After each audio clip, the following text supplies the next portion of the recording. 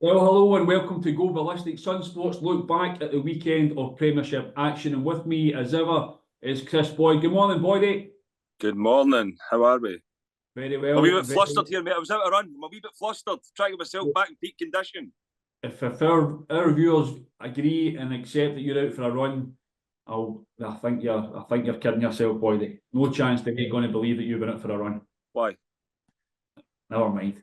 Anyway, listen, you were a very cheery man after Rangers win in Nice last week. A brilliant result for them and for Scottish football. But yesterday, Rangers back to their old selves. It looked like a very stodgy performance against St Johnstone, albeit they got the win that they needed. Yeah, I think, Robert, when we look at it, we can't sit and criticise Rangers when they deserve to be criticised when they lose games or they're not performing. But then when they win games, we still can't criticise. But I think what we can do is dissect a performance that was at a level that it's got to be better. I think Philippe Clement, he more or less said that himself.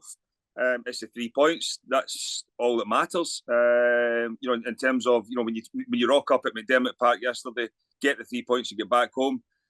But I think I just feel as if I'm repeating myself every time I come on here, every time I do. It's got to be better. I mean, it's just I'm fortunate in a way that I'm getting paid, but I don't need to pay to watch it. But if I am, you can afford to pay to watch it. Yeah, you're loaded anyway. You can afford to pay to watch it. No, come on. But I think if you're spending your hard-earned money to go and watch it right now, it would be difficult. It's a difficult watch. It's a grind. I thought yesterday it could potentially have been better. I know I touched on it with Diamonde, Barron and Raskin in that middle. One of them will play, usually Diamonde, the one further up, and it always seems to be that that was the midfield three that Philippe Clement has went with. But I thought yesterday with Hadji coming in, having been at Ibrox the previous week when Hadji came on along with Danilo, it was better for Rangers for a spell against United. But again, yesterday it didn't really. I know Yanis Hadji took a knock early doors, but I thought he was bright enough within the game. He was always trying to get on the ball and make things happen in a forward area.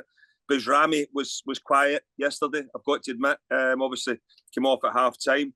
Czerny, for me, he still looks like the one that's going to do something, create something, and you just can you get into the stage where you think to yourself, where would Rangers be if it wasn't for Czerny? Yeah. I know he doesn't score yesterday, but he's the only one that you think can create something, come inside and make something happen. Again, I touched on it. I look at the Rangers number 9 area. It is an issue. It is an issue. There's no getting away from it. Whatever striker doesn't start becomes the better one, because whoever plays seems to be able to play their way out of the team.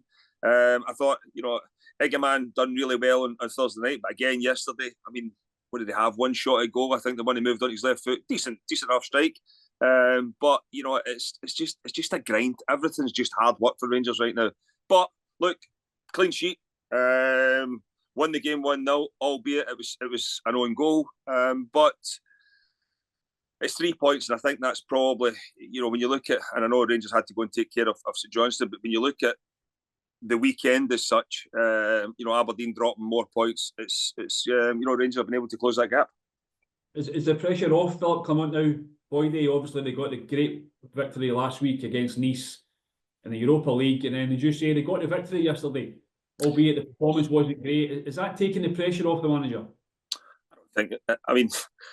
Robert, you speak to more managers than me. I think every single day they'll tell you they're under pressure. There'll be players testing them on the training field every single day. There'll be fans questioning what they're doing every single day. Managers are under pressure every single minute of the day. That's it.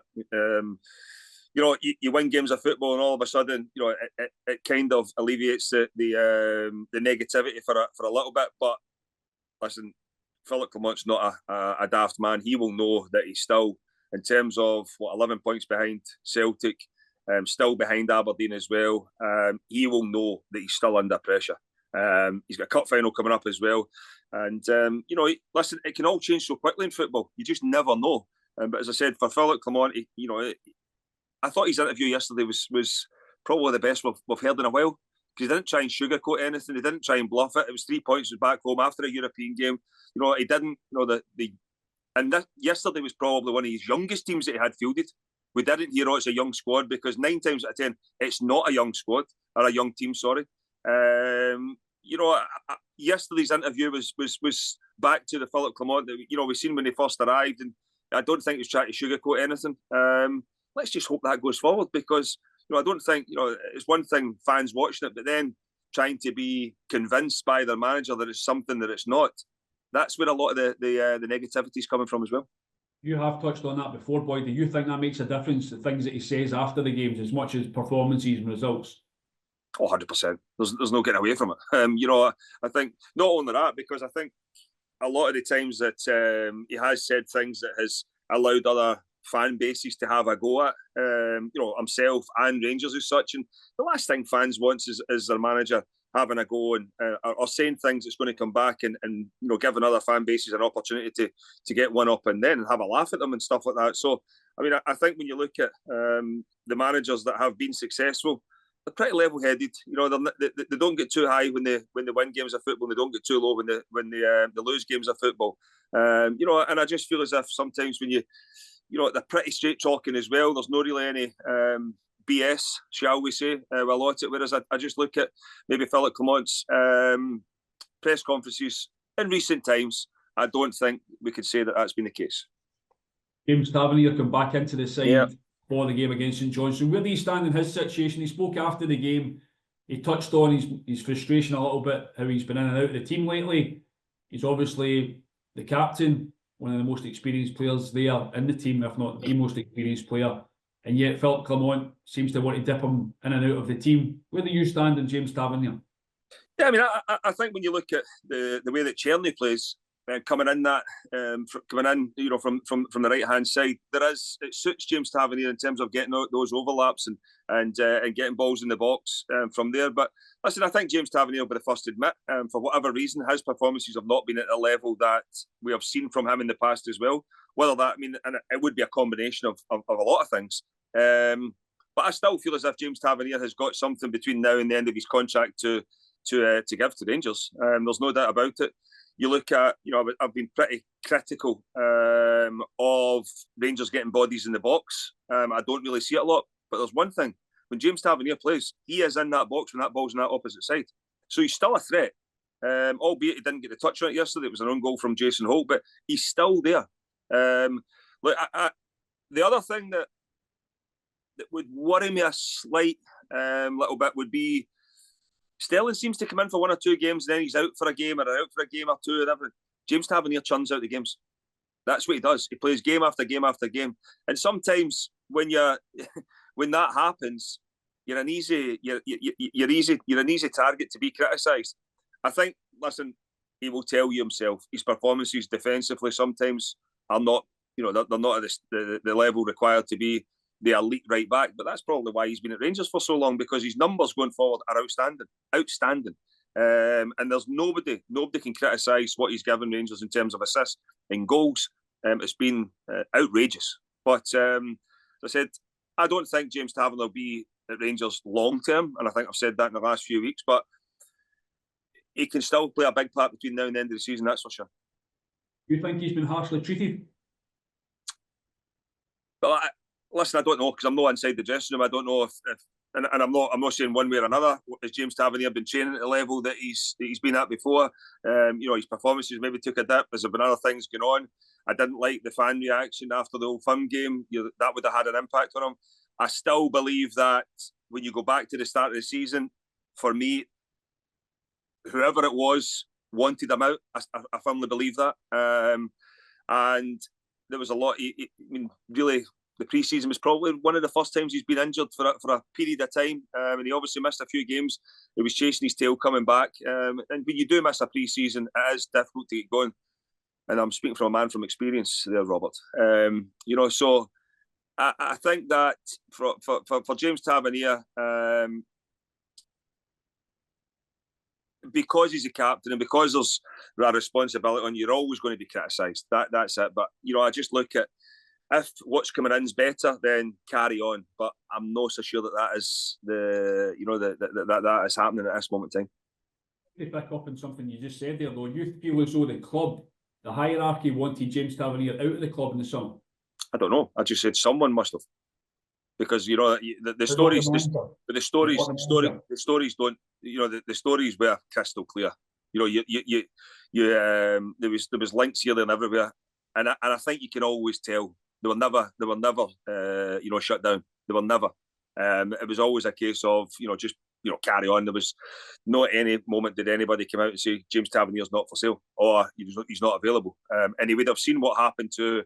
And listen, I know players are selfish and they'll look after themselves, but when you've been in a dressing room with players for so long, like James Tavernier was with, your Ballistics, your Lundstroms, your Jacks, your Goldsons, your McGregors and people like that. I know Griggs went the year before and everything, but it will have an impact on you. When you see all your mates that you've been there for a number of years leaving, it will have an impact, no doubt. Well, it's another big game for Rangers on Wednesday. They play one of your own clubs, Kilmarnock, and you'd expect another big game for them. Yeah, to be honest, Rob, it's a big game for both. I mean, Killia, probably going under the radar a little bit right now because of, the big two in Edinburgh are having a not so good season. When you look at, I'm sure Derek will put his hands up and say it's not been good enough either. We all looked at Kilmarnock's performances at the start of the season, and it was you could cut them some slack because of Europe, but they've now had games where you could have felt Kelly should be winning that. They should be winning that game, and another one was that on Saturday. They're no easy, but you just kind of feel as if Kilmarnock at home. It's not that the home record's not as good as what it's been in previous years. Listen. He's got injuries. I get that. Everybody's got injuries, but Stuart Finley's a huge miss for Kilmarnock. Huge miss. There's no doubt the discipline side of his team needs to improve. There's been a lot of times where they've had to finish games with 10 men. That needs to improve, and I'm sure that'll be one thing that Derek will be trying to hammer home. That I get the fact that there can be tackles in games and stuff like that, but it does need to improve. But the emergence of Bobby Wales could be a big one for me, Robert. I think I like what I see with the kid. He's come on now and he's had an impact in a few games. His finish at the weekend was a lovely finish. Composed, just able to fire it into that top corner. I wouldn't be surprised if we see him more in the upcoming weeks. But for both, you've got to. I'd imagine Derek will look to go to Ibrox on Wednesday night and try and stifle Rangers and turn the crowd against the Rangers players and see where that takes them. Because if you do that, I don't expect Ibrox to be full on Wednesday. And if you can do that, the players they will hear the mumps and groans in half time. There's been a few boos again yesterday. There was a few boos booed off at half time against Dundee United. I'm sure Kilmarnock will go and try, and that'll be their game plan to try go and annoy the fans to try and get them on the players' backs and see where it goes from there. But I think for Kilmarnock's point of view, they need to improve just as much as what Rangers do. Ray, about Bobby Wales, it's great to see a young Scottish player coming through the ranks at Kilmarnock, because that's not happened for a long number of years. Another big game on Wednesday is Celtic against Aberdeen at Pittodrie. You're right. See, be fair though. I know you're trying to crack, but it's not happened since probably the 2000s. But however, friend, we can move on from that. You don't need to bite, boy. You don't need to bite, son. Another big game at Pittodrie with Celtic play Aberdeen. They obviously warmed up for that game. Pretty much a training exercise against Ross County at the weekend. 5-0. All the goals coming in the first half. A devastating performance from Brendan Rodgers on this side. Yes, and I think what was it? Four players that he brought into the starting lineup scored. Pretty impressive, to be honest. I think Luke McCown as well is another one who you could probably look at and say, he virtually get any other team in Scotland right now.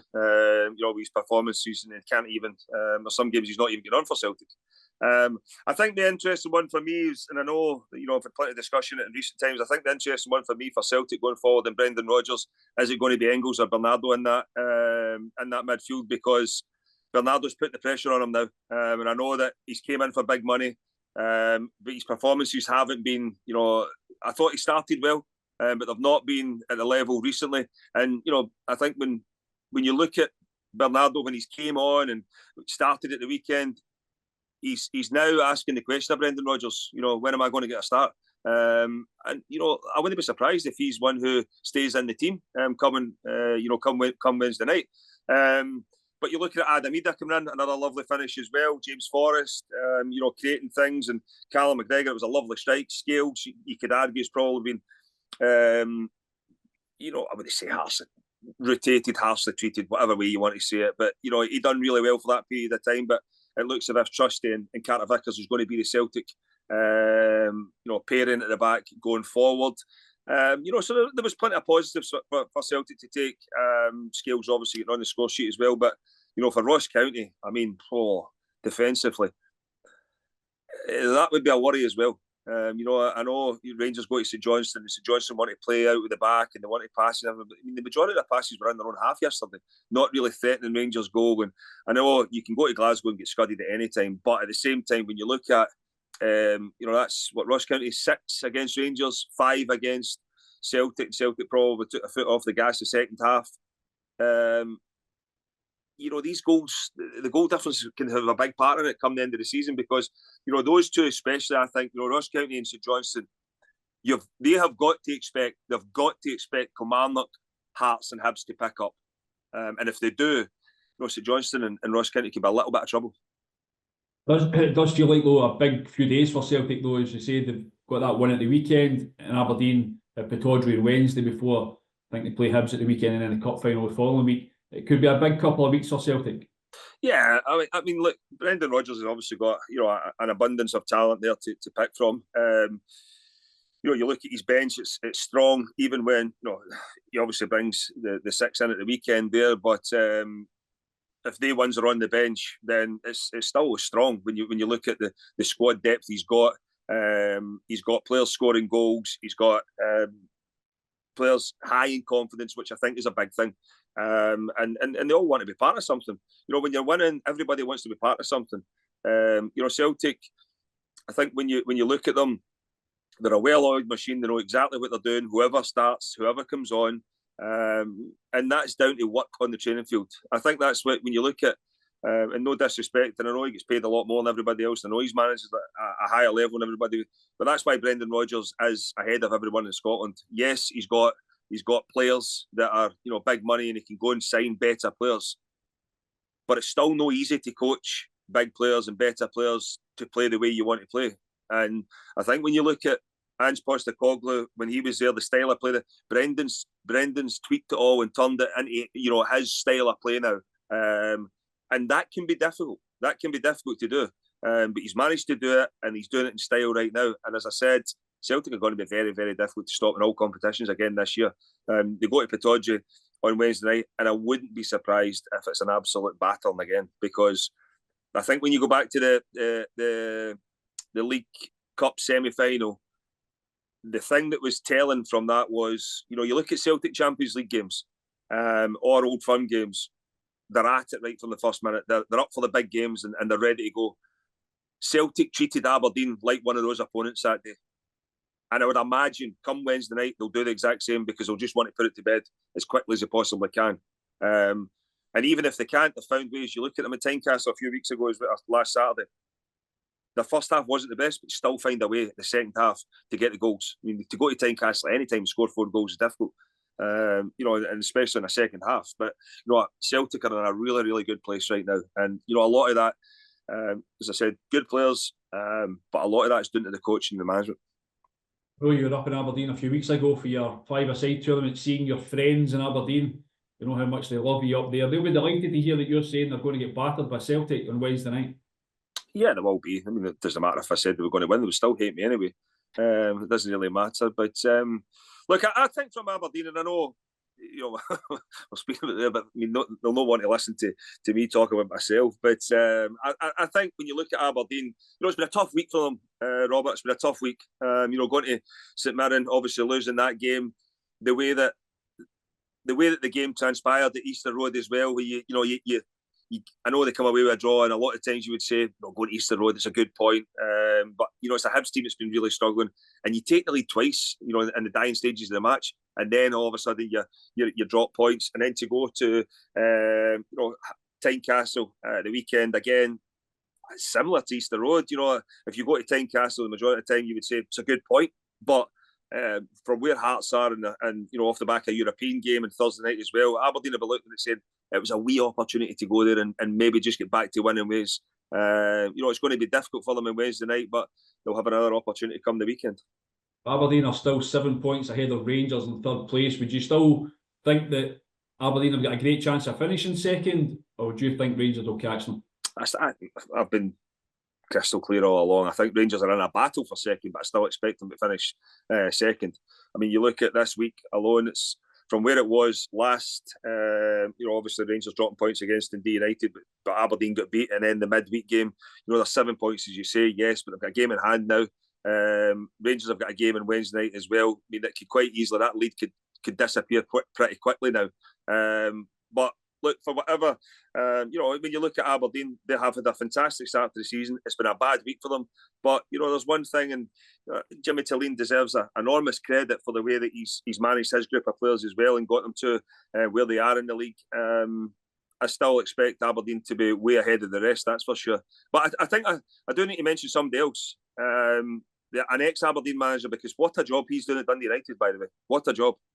I know the decisions, when you look at the weekend, it wasn't the best of performances from Matthew McDermott, I must add, but Jim Goodwin won't care about that. It's another huge 3 points for them. There was a huge 3 points for Jim Goodwin's Dundee United, without doubt. But tell me about the refereeing decisions. You touched on it there. Some big calls in that match. Went against St Mirren. Yeah, I mean, I think, Walton, it's a red card all day long. I mean, for whatever reason, and I don't know. As I said, that there's no doubt that when Willie Collum sits down with the referees this morning, he will be, or Tuesday, whenever, I imagine it was this morning, speaking about the weekend, that would have been a red card. But to miss it at real time is one thing, but then to, in terms of VAR, not getting involved as well. I mean, you cannot wipe somebody out at the knee. It's impossible. I mean, it is serious foul play. There's no getting away from it. He absolutely wipes him out the knee. He's lucky he's still running, because with that his foot's off the ground. Because if that's planted, it's it's a horror challenge. If Bolasanya, wasn't it? If that's if his leg's planted, it's a horrible one. But after that, I can understand the first one, why it's been given. I think Holt's foot is up, but he does get to the ball first, and then obviously the kick through does catch him a little bit. Does he get down theatrical? Yes, he does, but I can understand why that's been given. The second one, I think it's just a coming together. It's a tussle, as you used to do with centre backs. Listen, sometimes you get them, sometimes you don't. But again, I know by the letter of the law, once he gives the penalty, you're sent to the monitor, because it is denying an obvious goal scoring opportunity, and you're then, by the law, you're going to have to send them off. But I mean, it's 90 odd minutes. Just for me, the penalty would probably have been enough, wouldn't it? And then Marcus Fraser gets sent off. It's a blow for St Mirren, but back to Dundee United, it was a huge 3 points, and they just continue to motor along. That's for sure. Jim will be absolutely delighted so far. Yeah, especially given how you said they were going to have a terrible season. Personally, I thought St Mirren were wronged in all three decisions. It was appalling refereeing by the officials. What team do you support? But there you go. Just finally, Motherwell 3. Excuse me, you can't. What team do you support? Sorry, broke up there, boy. Just finally. Well, I didn't break up here. What team do you support? Hibs. Sorry, Motherwell nil. Hibs. You support Hibs now? You support Hibs? They must have won at the weekend. Hibs 3. Talked about David Gray. A fantastic weekend for him. He spoke about enjoying a glass of red wine after the game. It's been a difficult few weeks for him, but that's a huge victory for him. Yeah, it is. I mean, I think Hibs deserve enormous credit for the performance of the weekend, albeit it was helped by an absolute atrocious performance from Motherwell from start to finish, I must add. I think the manager he touched on it. He didn't recognise his team, basically. The defending was schoolboy, especially the third one, but the goalkeeper for the first one as well. And then, the ball into the box and it ricochets about, and you're thinking, a Motherwell player, get your foot on that and clear it, but it wasn't to be. But from Hibs' point of view, I think David Gray has spoken enough about individual mistakes and how they've cost his team. But at the weekend, there was none, and it was a pretty comfortable victory in the end up from Hibs. And looking at it, if you just had turned up at that game and didn't know the league table, you'd have said Motherwell were the team that was struggling. So I think it's something for David Gray you would expect to build on, but then he runs into Celtic at the weekend where you're thinking, it's a difficult one for them. They've got tough fixtures coming up as well, but for Hibs, that 3 points and the clean sheet would have been, off the back of a good enough point against Aberdeen in the midweek.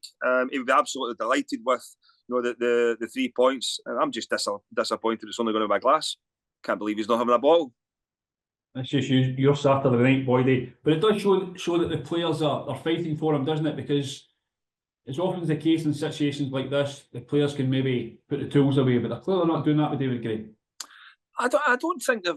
I think it's been pretty strange season for Hibs when you look at it. And I know managers will look at every game and every goal that's conceded or every decision that's given against them and say, we're unlucky, or it's been a little bit harsh in terms of cards or whatever, and the decision making mistakes. But I think you've genuinely got to look at Hibs so far this season and say they have been a little bit unlucky. Unlucky in terms of the timings that they've made the mistakes, because it's not allowed them to get back into it. Later on in games when they might have played well for a part of the game, when you think of Tannadice, they go up there and they're on the brink of a decent result, even to come away with a point with where the both teams were at that moment, and then the goalkeeper decides to do a Superman action and ends up losing them the game. The goalkeeping situation at Hibs has been an issue. They're losing far too many goals and far too many mistakes. But I think defensively, then you look at Newell and the red card and stuff like that, it's been difficult for them. But there's one thing, I think the coaching staff have stuck together, because it can't be easy with what's going on up the stair as well when you're turning up at games, and the fans are pretty vocal in terms of the ownership, and Malky Mackay has had a lot of criticism. So it can't be easy for the management staff. But when you look at there is still that connection with the managers, the staff and the players, that they're still getting results for them. And I know it's easy to, and a lot of people had a lot to say regarding Eli Johan at Dundee. Listen, I didn't really see much wrong with it, to be honest. It wasn't as if the manager called them over and was good. As well, didn't he? Eh? Keep you up record as well. He did, actually. He did. 4 or 5, wasn't it? Just a pity he didn't score at the end of it. But I think that since then, Eli Johan has been good. And I know his performances have been inconsistent, but he was good against Hibs, and he was good again at the weekend. So look, I think the two Cadden twins deserve a lot of credit as well, because both of them, the last few games have been really good. So look, maybe you could look at that and say it's been a turning point for Hibs. I think you're probably going to have to write Saturday off, because Celtic, you can't go and just say, right, we're going to get beat by whatever number. I think Hibs need to go and put on a performance that, if they come away with a credible, 1 or 2-0 defeat, whatever, because it can be difficult going to Celtic Park. But Hibs have got to use those last 2 games to build momentum for going forward after that Celtic game. I'm going to let you off with the fact that you said that Eli Johan was good against Hibs. Boydie, thanks for joining Did I say Hibs? Thanks for joining us on Go Ballistic. Anyway, never mind. We'll let you get back to your run. Your colours sum up the team that you support, friend. Thank you very much.